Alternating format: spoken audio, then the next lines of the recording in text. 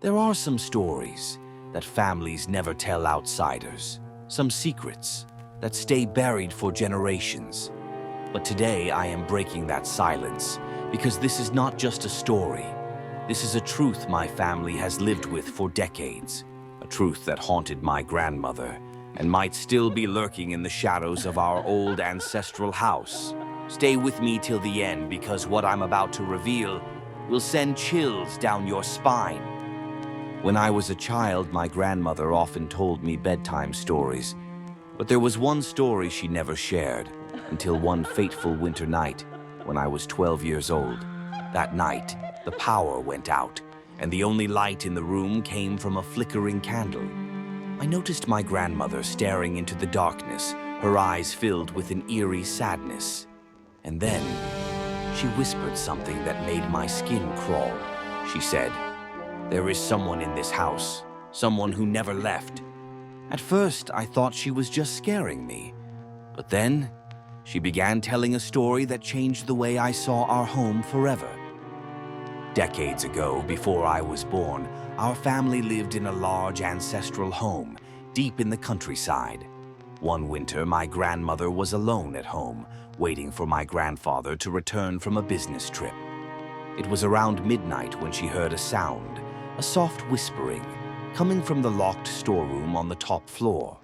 At first, she thought it was just the wind, but then she heard something even stranger, a voice calling her name. She gathered all her courage and walked up the creaky wooden staircase, heart pounding in her chest. When she reached the storeroom door, she placed her ear against the wood. The whispering stopped instantly, and all she could hear was her own heartbeat. She hesitated for a moment, then slowly turned the handle. The room was empty, but the air was ice cold. And then she saw it, a shadow, standing in the corner of the room. It wasn't moving, it wasn't breathing, it was just there. And then, in a blink of an eye, it rushed towards her. She screamed and ran downstairs, locking herself in her bedroom until dawn. The next morning, when she told my great-grandfather what had happened, his face turned pale.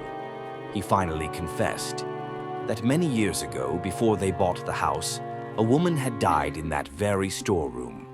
A woman who had been locked inside by her own family.